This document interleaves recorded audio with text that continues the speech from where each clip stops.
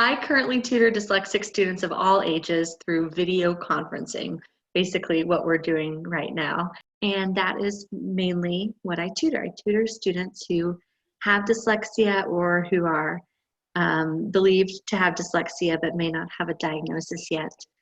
And like you mentioned, I am a dyslexic learner turned teacher, described as having this island of weakness with reading or spelling, and it's surrounded by a whole sea of strengths of higher level cognitive abilities.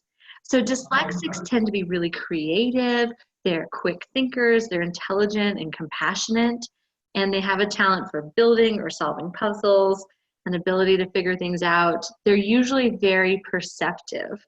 So a sign of struggle for a dyslexic may be the struggle with learning to read when so many of these high intelligence factors are also present.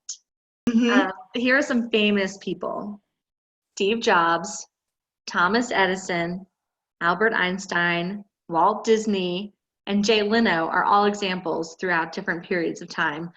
Richard Branson, the founder of Virgin Group, did not know the difference between net and gross profit until one of his team members drew him a picture to show him net and gross profit. He's one of the richest men alive. Service industry or business, Charles Schwab Corp, is also dyslexic. And with his creative mind, he realized that the financial world didn't have the ability for some people to access it. And he recreated and revolutionized the way that people can bank and can invest for their future. So with his critical thinking skills, he opened up the market for more people to jump in. Population, that means 2 out of 10 people in your neighborhood are probably dyslexic. It could be your elected officials, your coworkers, your community members in your church or synagogue. They could be dyslexic, diagnosed or undiagnosed, and they're all probably all-stars. Thank you for even asking, because whereas it feels a little bit painful and shameful to reflect on, my story is reflective of how most people come to learn they're dyslexic. I would say most children come to learn they're dyslexic. So I was illiterate until the 6th and 7th grades. I was in public school. I could not get through the day. I had memorized as much as I could, and that got me through scraping through 2nd and 3rd grades. And then it all just kind of crumbled, and I had a lot of labels put on me. I had a lot of negativity from my teachers, from the administration at the school, and my parents were desperate and fed up, honestly, with advocating for me at our local public school. And we were so blessed geographically to live in Atlanta, where there's a full immersion school for dyslexics called the Skank School in Atlanta, Georgia. My parents applied me right away, and just through stroke of luck, somebody was moving away from the state of Georgia, and they had an opening, and they got me in. And I was in a class in 6th grade with 7 other people, total of 8 kids. And that's when I started to put the pieces together and learn how to read. My teachers were amazing, and all the other students were just like me. It was great. I stayed there for 2 years, fully immersed to learn how to read. The 20% of their class struggling because they might be dyslexic. They're just unaware, and they also, my experienced teacher, who I'm sure was wonderful to most children, was really just trying to do her best. You know what I mean? So a lot of times parents are told, let's give your child another year to absorb the teaching and instruction from their 2nd grade teacher. Or, you know what, if your child just worked a little bit harder, then your child would learn to read. Or how about this one for parents out there? If you practice the words we sent home with your child would do better. Well, Jackie, also I've prepared a resource for your listeners and viewers for this episode. And in that resource, I will make sure to include links to checklists to look for signs of dyslexia in young children. We want to see how they're learning their alphabet, if that's a little slower, or maybe more jarbled or jumbled up. If the child is having a difficulty learning nursery rhymes, such as Jack and Jill, then that would be a signal. And in general, if a student or young child is having trouble with rhyming words, then that would be a sign. We're also looking up until about 7 years old, we're looking for words to be pronounced strangely or differently. And a really common example is saying buschetti instead of spaghetti. So that's a very common one you would look for. And of course, as a young child is developing their language processes, we wouldn't worry about that until later. We wouldn't try to correct it at age 3, but we would watch it through age 4, age 5. We would just keep modeling the correct pronunciations and see, see if it gets better. But those are some signs you can use together with the disability side of things. We also want to look towards the gifts of each child. And dyslexics tend to present similar kinds of gifts. So we want to look for if your child is really good at solving puzzles, or if they're very creative with Legos or other building blocks, and if they're compassionate with other children in their neighborhood, if they're known for being really good with the younger children, that could be one of those strengths that goes along with dyslexia. It's this paradox between being clearly intelligent in many, many ways and so kind and loving. You really get people, you really understand the world, and then being totally unable to read or spell or rhyme. Or maybe not totally unable, but severely challenged in that region, that area. That's where the story becomes a little bit sadder. Without help, dyslexic students want to find the good feelings that other students want to find, and other students typically find in school. So non-readers tend to find a path where they can feel brave, where they can have fun, where they can feel intelligent and not be called lazy or dumb.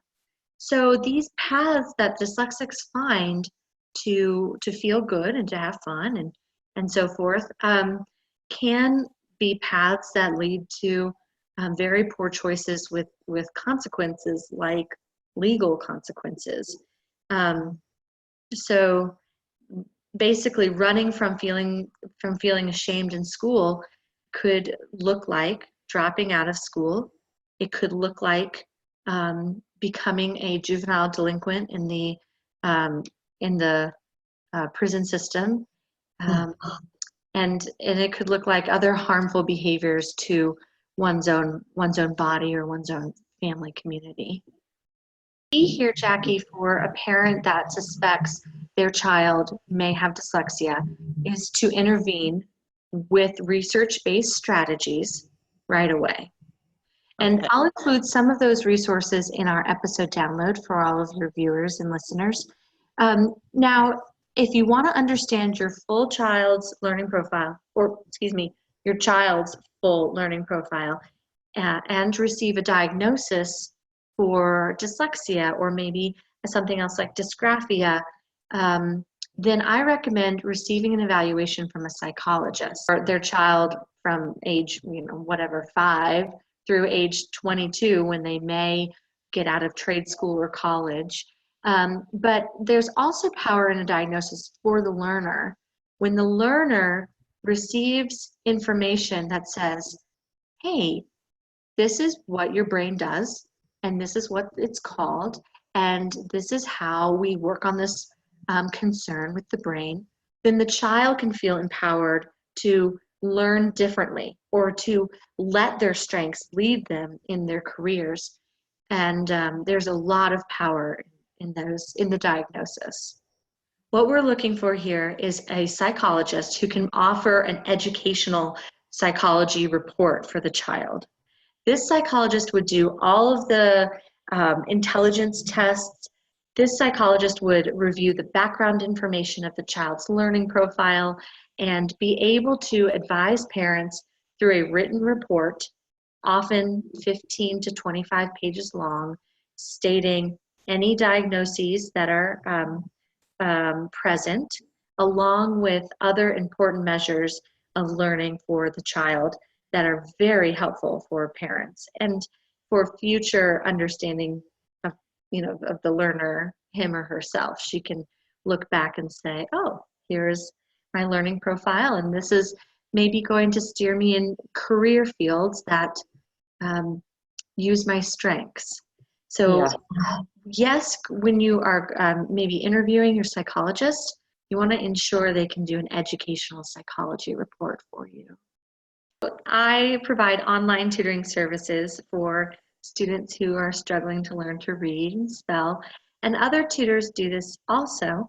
There are tutor lists online, and I'll include tutor lists in the worksheet that we're making for your listeners. Some parents would prefer to do the tutoring and the remediation themselves. You have a great audience for that. So I'll include some information on that too. So when there is a disability in a family tends to become embarrassed about that. We see this in all different kinds of disabilities. And we've seen this throughout history. Some cultures celebrate disabilities, many cultures do not.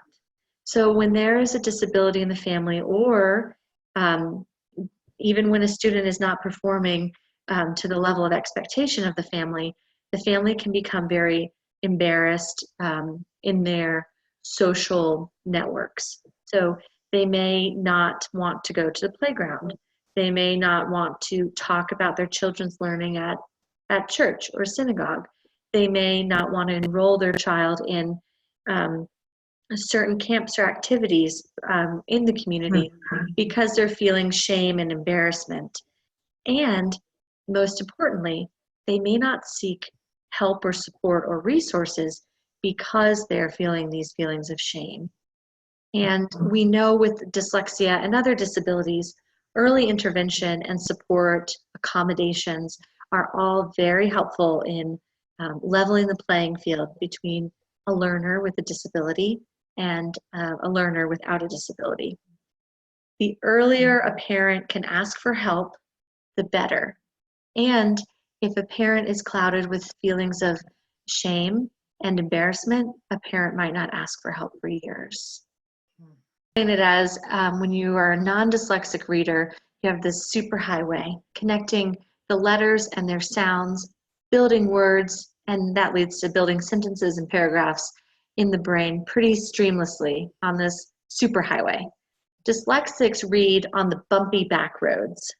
So their learning regions of the brain are not very well connected. They are different learning regions on the brain, and their process of reading is very slow and very laborious. So with remediation, dyslexic learners can move their brain, actually rewire their brain to read on this superhighway. But without remediation, their brain is still reading very labored on this bumpy back road. Remember that dyslexia is often spotted because of high intelligence and a struggle to read. Do have this high intelligence. They are smart. They've got it. They've got the capacity. And so what we're doing is just rewiring the brain to read a little bit differently.